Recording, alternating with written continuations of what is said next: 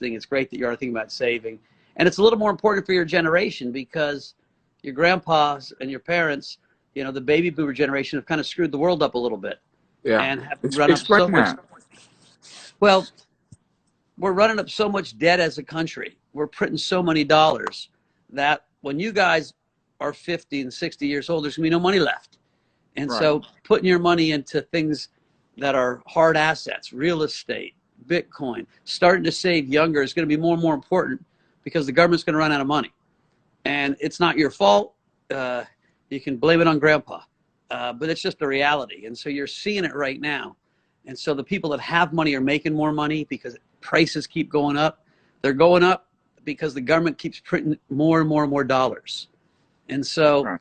unfortunately for you guys, you need to vote and you need to start saving. You know, when I was your age, we didn't need to vote or save. We just trusted our elders. And you Right. can't trust your elders. Your elders have kind of screwed you. Yeah, that's true. Well, I mean, so you gotta explain what for the people who don't know, what is cryptocurrency? So cryptocurrency was an idea that came out in 2008. In 2008, we had the biggest financial crisis the world has ever seen. And this guy or woman named Satoshi Nakamoto came up with this idea to create a new version of money or a new store of value that lived outside of traditional institutions. People didn't trust JP Morgan. They didn't trust the government. It was a big FU to the system. It was, we don't trust authority. And so he came up with this idea that he'd create his own money. There'd be a limited amount of it, 21 million Bitcoins that'll ever be issued, only 21 million, and that he will have a set of rules that are really transparent. And so everything that's done is done on with a thing called a public blockchain. And so if Right. I send you a Bitcoin, the whole world sees it. Now they don't know it's Mike Novogratz and Yachty. They just know it's my address and your address. But that transaction is put out there and it never changes. And so it brings more fairness and more transparency. And that idea was kind of a crazy idea, and it was only like cypherpunks and people that wanted to live off the grid and you know, young kids. And all of a sudden in 12 years, it's grown into this amazing, you know, $700 billion enterprise where big institutions and rich guys and poor guys and everyone's now participating. And so it's become a thing. Bitcoin's become gold. And it's only gonna get bigger, huh? I think so. I think it's going to get bigger because it's like a network effect. You know, like this is, you've got a community of people that are learning about it. In each new community of people that learn about it, one guy really learns about it, right? There's a guy I just did, a guy named Bitcoin Zay. I hope he's on, right? He wrote a book, Bitcoin for Black America. He started doing this 10 years ago, so he's building his community. There are people in Indonesia building their community. There are people in China building their community. All of a sudden, all the billionaires are starting to buy it. They're building their community. And so it's almost like there's these, in most companies, the CEO is the salesman, right? You're chairman of Ford Motor, you're selling Ford Motor, but you got one guy. In Bitcoin, you've got hundreds and hundreds of salesmen convincing people why they should do it. Bitcoin's owned by over 120 million people around the world. There's never been an asset owned by as many people. And if you think about it, every village, there's a Bitcoin Zay, there's a Mike Novogratz, there's a proselytizer, there's a preacher telling the story. And so it's just going viral. Pretty cool. And it doesn't, and it's just like the American dollar. There's no age on anyone can own Bitcoin.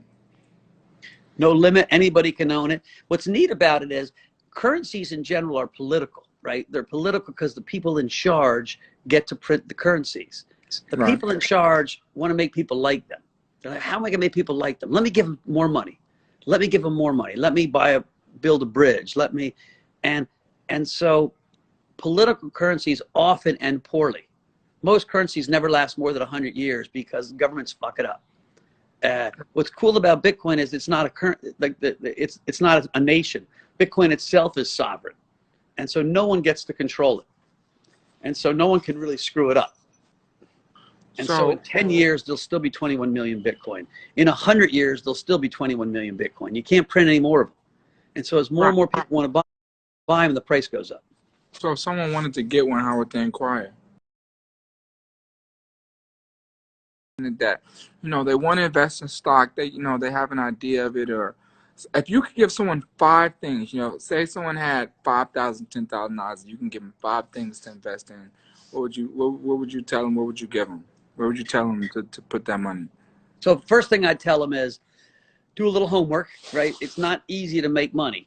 And so the best homework is find the person in your community that knows the most. Right. Gravitate to the person that's done the best.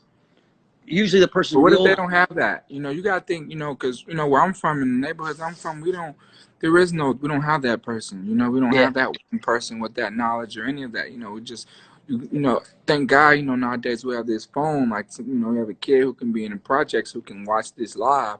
So if they were listening right now and they just wanted to know where to invest their money, like if they had $5,000 or $1,000 anywhere, what would you tell them the best thing to put their bucks in? I'd put 25% just in Bitcoin. I'd buy Bitcoin. I'd forget about it.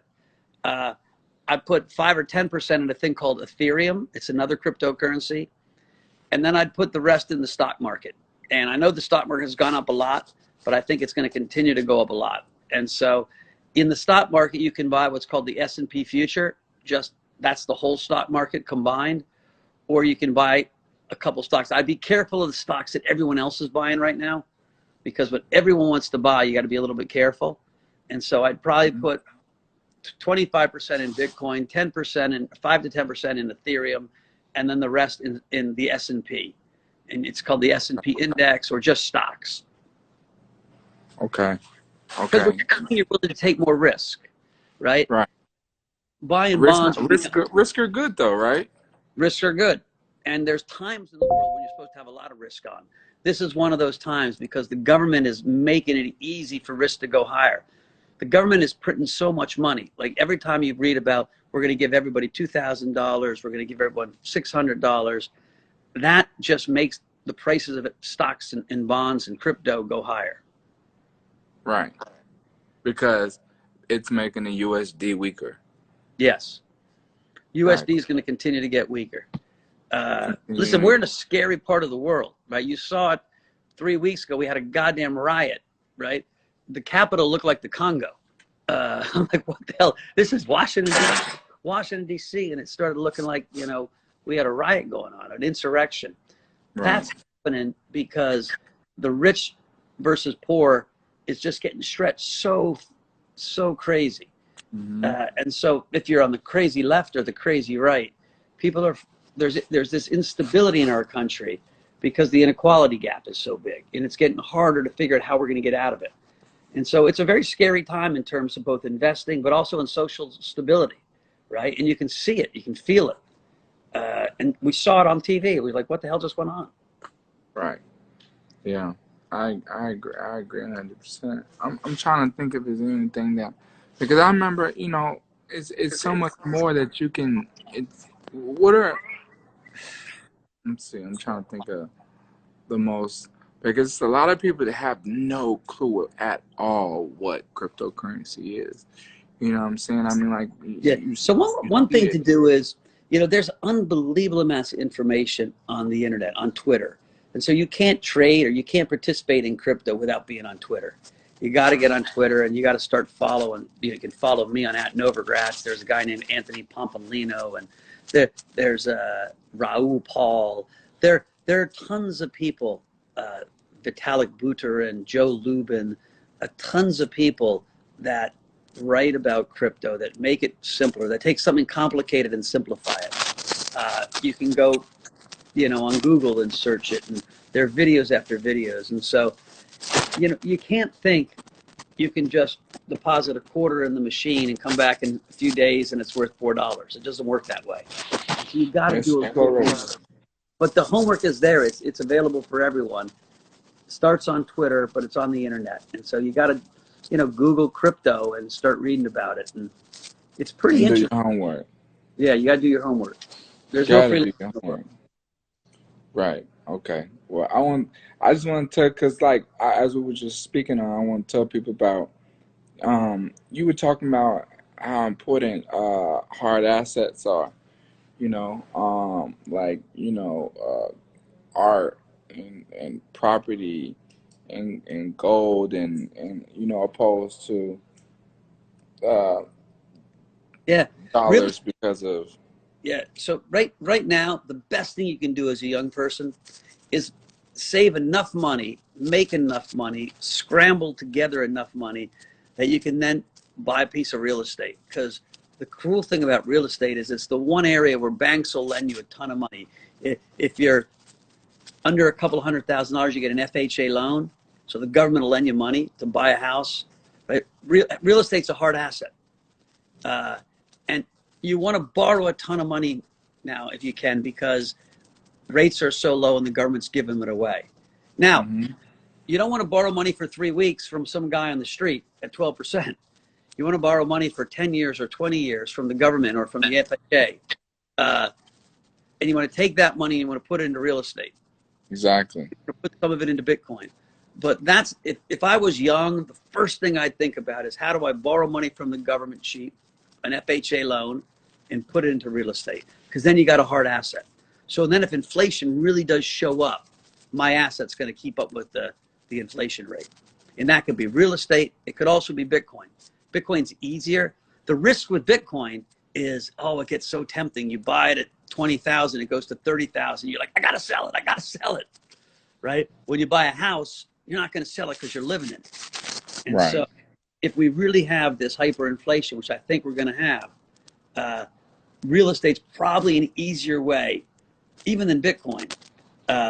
Now, the problem is real estate, you got to start with the average house is a couple $100,000. So you got to have saved at least $10,000, maybe $20,000 to be able to get the mortgage, right? I Right. think You covering FHA. the mic. You covering the microphone.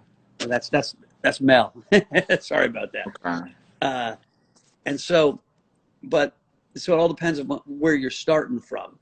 But that's the other way I think about it is if I'm just getting started, you want to buy some property. Definitely. That's important. It took me a minute to learn how much more important it is to own the property over leasing the property. Because I didn't know. I didn't have anybody teach me. So for a few years I was leasing and spending hundreds of thousands of dollars on properties that I wasn't owning. You know, um, Yeah, when you're renting, you're just giving someone else your money. you're literally just giving it away, giving And it so, away when I but could be that also buying takes and someone to leasing out. teach you. Like you're not Right. supposed to be 22 years old and know how to mortgage a house, and so again, trying to get knowledge to people that need it. It's on the internet. There are other people, but you gotta, that's the challenge. It's kind of why I'm trying to do some of these Instagram lives. But we need a much bigger structural education shift in economic education and financial education of people. It should get taught in school, in high school. Certainly, you should get not just how to balance a checkbook, but how to think about making savings, because people work their ass off, and a lot of people blow it on consumption. Listen, consumption is fun, but we were talking earlier, a little less jewelry, a little more investment, and in 10 years, you're really doing well. Right. Uh, but it's hard. I'm not, and the hardest Yeah, it's part is not getting easy. that first nest egg. You said what? The hardest part is that first grub, they call it a grub stake or a nest egg. That first $5,000 is the hardest $5,000 you'll ever save. The first $50,000 is the hardest $50,000. Once you have money, it gets easier to make money. But it's that beginning stake that's so brutally hard. And so that's when you're young, you really got to figure out, how to be savvy, how to be commercial, how to be lucky. And it's tempting. I mean, especially if you come from nothing, like me. Like if you come from nothing and you get some money, it's tempting to put your money in something that you don't visually see, opposed to materialistic things that are something you can touch. Like you put your money in stock and you don't get anything right there in that moment, opposed to I go to the jewelry store and I buy a watch. I see it. You Yeah, know, no, yeah, it's a it feels good. It's that delayed gratification, which is so hard to do. And listen, for all of us, it's hard to do, right? right. You see the strawberry, you want to eat it right away. And Exactly. the way you save is you got to start saving up some nesting. And it doesn't have to be when you're 22. Maybe you start when you're 25 or you're 26, or when you finally get into the groove and you're starting to make something that you can save a little bit. But you got to get the It doesn't mindset. have to be big. You could start saving, $5, $10 out your check. You know what I'm Yep. saying? Or 5% of your weekly check or monthly check. As long as you start saving something, I think that's important to put that out there. I think sometimes people think when you say saving, it has to be, oh, you got to save 10,000, 5,000. But you can take 5% because it'll add up over time. Yeah, You you're know? right. You're 100% right. It's not an all or nothing thing. It's get the mindset. Get the mindset that you're going to better your position. And you're going to better your position by having savings and then making smart decisions with those savings. And right now, the smart decision isn't leaving it in the bank. When I was a kid, the smart decision was put the money in the bank. And right now, that's a dumb decision. And that's Right. hard to understand. You're like, fuck, I just decided to save. And now you're telling me I can't put it in the bank. No, I'm telling you, if you're going to put it in the bank, put it in Bitcoin. If you're going to put it in the bank, put it in equities. If you're going to put it in the bank, put it in real estate. Right. Well, I mean, everyone can't do real estate. If you're 16 years old. No, I agree. But everyone can do a little bit of Bitcoin. Exactly. And that's what we're talking about today. But I mean, even more than Bitcoin, because Bitcoin, I think right now is at, if I'm not mistaken, like $33,000 just for one. So what would you suggest Well, you other? don't need to buy a whole Bitcoin, though. So you can buy a little bit of a Bitcoin. Like Bitcoin's divided by like a million. And so Right. you can buy, they're called Satoshis. You can buy $100 of Bitcoin. You can buy $50 of Bitcoin. You can buy, like, there are very few people that have a whole Bitcoin. In the whole world, there are very few people. Whole Bitcoin's a lot, right? That's $38,000. Right. To give it, put it in perspective, in America, half of America has zero savings, right? Zero. That's Wow. 50%. That's 150 million Americans have zero savings. And so it's hard to save money. I don't think it's easy. And so that's, you got to figure out what inside of you can make me in the other half. Right. You've done it yourself, right? You got God-given talent. You made a lot of money in the music business. You're saving money. But for everybody out there, you got to figure out, how do I get myself started in that process so I'd end up in that half that has zero savings? Because Right. life's just as hard when you have zero savings. Right. So, what are some cheaper cryptocurrencies that you would suggest for some people? And if you could give any gems on anything that is at the bottom and hadn't taken off yet, like if you wanted anything that's like any cryptos or any stocks not popping yet that are extremely cheap that someone could invest in, and that a few dollars and just sit on it, what would you say? Because Well, so Bitcoin is very expensive. Bitcoin, it's probably on a risk-adjusted basis the safer, but it's moved a lot. Ethereum has moved a lot this year, but I think Ether has a long way to go. So that's a good investment. And then there's this whole group called DeFi, or decentralized finance. So tokens like Aave or Link or Compound, YFI. It's called Yearn Financial, YFI, Uniswap. Those five, there's a chance that those five blow up the world. Not in the next week or the month, but in the next 5 years. Right. Those are the tokens that want to take the banks and tear the banks limb from limb, that want to replace J.P. Morgan and the New York Stock Exchange, and so I would put some money in those things. It's much riskier, but if it works, it's going to be a much bigger payoff. I gotta ask you, have you heard of Dogecoin? Dogecoin. I say Doge. Have you heard of it? my Of course you daughter's have. my daughter's boyfriend, he loves Dogecoin, What do you and think of it? it's kind of a joke, but I tell you, Yeah. so it's a joke, and it was a meme coin. And listen, memes work. You saw the meme about, Bernie Sanders going everywhere. Right. And Doge was a meme coin that people took off and bought it as a joke, and now people trade it. I would, if you're going to do it, you do it with small amount of your money, and you buy it and you sell it, and you buy it before it goes up and you sell it when it goes up, because there's no long-term value in Dogecoin. In the long run, it's going to be a zero, but it can be exciting to play. My daughter's boyfriend, Zach, shout out. He made a ton of money this year on it because he bought it because he thought everyone's going to start talking about it. Yeah. So remember how markets work. Markets work when there's something that people get excited about.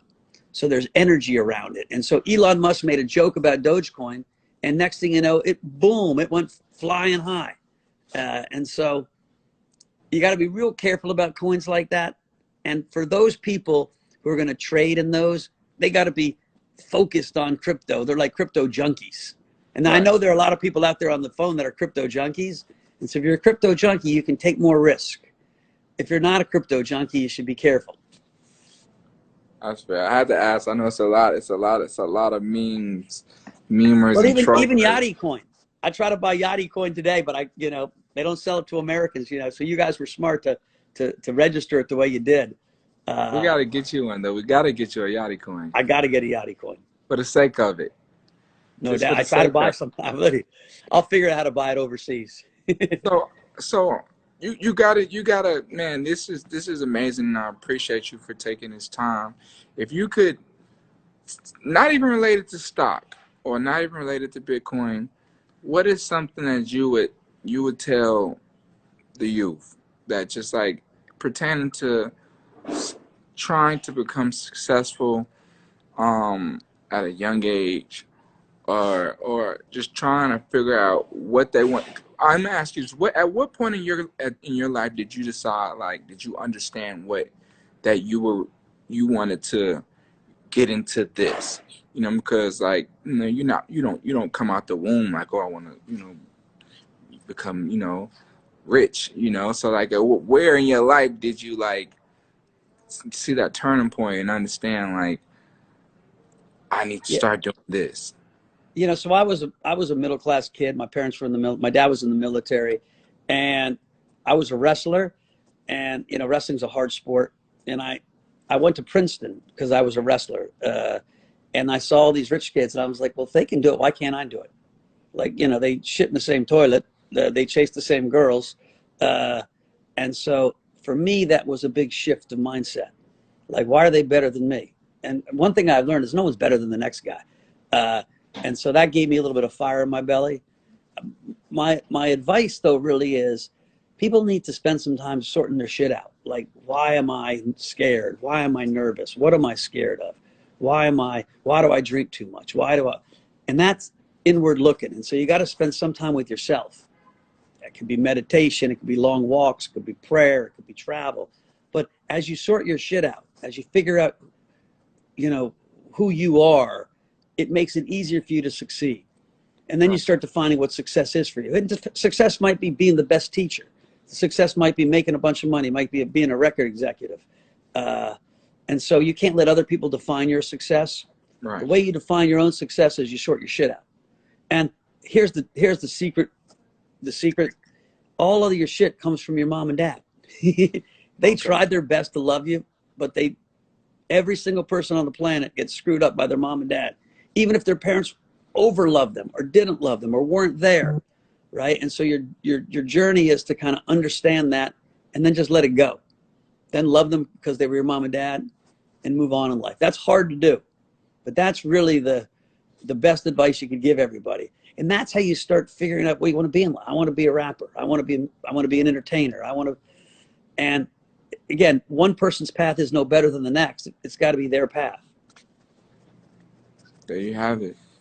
So I think what we'll do is, should we do some questions? Yeah. So I'll jump off and I'll come over there where you are, and then you can start bringing up some more people. Awesome. All right. Cool. What are you pulling up?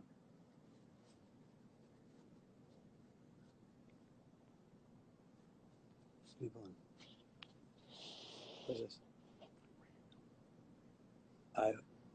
Steve Kurz, he's the guy who works for me.